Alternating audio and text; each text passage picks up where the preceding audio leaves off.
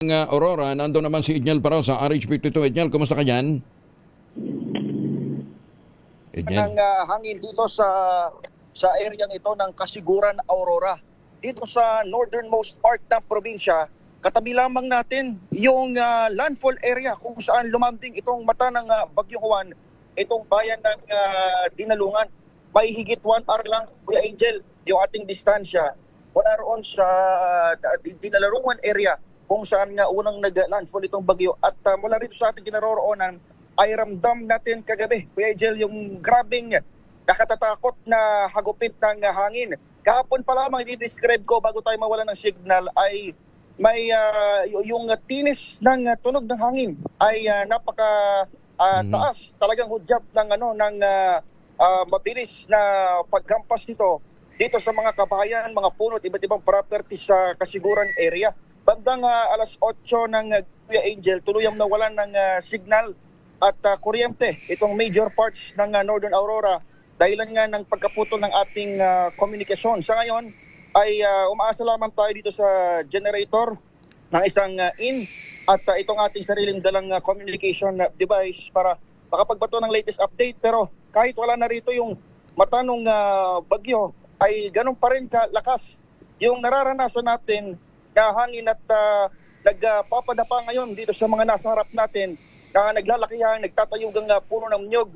Nagkaroon ng, kung tama yung pagkakatanda ko, bandang pasado alas 9, Kuya Angel, doon siya around the exact period kung saan nagkaroon ng landfall, ay may malakas na tunog na narinig kami rito sa Kasiguran na parang, I don't know kung malaaso o kung ano man na parang living being na ganun ko lang siya i-describe, pero wala kaming way to verify kahit sumilip man lamang sa bintana sapagkat kung makikita niyo ating videos na sinubukan nating kunan kagabi ay napatid talaga yung major electricity at kahit yung ibang mga means ng communication na makakita ka man lang ng ganap sa paligid ay hindi pa rin talaga advisable.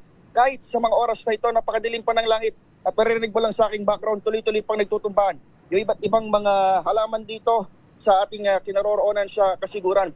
Tinangka natin pumasok, Kuya Angel, sa Baler kahapon para sana doon tayo magtungo sa Cabecera, pero napilitan tayo umatras pabalik dito sa may northern na part ng province dahil hindi mo na madaanan yung Baler Kasiguran Road sapagkat umabot ng 5 to 8 meters yung storm surge na atin ring nakita ng personal kahapon diyan sa bahagi ng Tikalungan. At nagkaroon ng pagbara or damage doon sa pinaka-boulevard. Yung mga bato na galing doon sa dagat. Kaya pag-atras natin dito, ay napilitan tayong maghanap nga ng masisilungan muna sa Kasiguran. At nagulat na lamang din tayo na dito pala yung mata ng bagyo sa katabi lang natin na bayan na Dinalungan, katabi ng Kasiguran na Aurora, Kuya Angel. Sa ngayon, honestly speaking, hindi pa tayo nakakaikot sapagkat delikado pa rin yung hangin. At tinatansya pa natin kung kakayanin ng ating communication device. Lalapat, ikabit lang din tayo yung ating electricity sa dito, sa kung saan man tayo mag-i-stay sa mga oras na ito. Yan muna ang latest sa sitwasyon. Sa ngayon, signal number 3 pa rin dito sa nabanggit na bayan ng Kasiguran, maging doon sa Dinalungan kung saan naglandfall ang bagyo. At mamaya mababatid pa natin kung gaano kalawak itong pinsala ang Bagyong Juan dito sa lalawigan ng Aurora. Ako si Edniel Parrosa, nag-uulat para sa DZRH. Una sa Pilipinas, una sa Pilipino. Ingat, Edniel, samantala mga...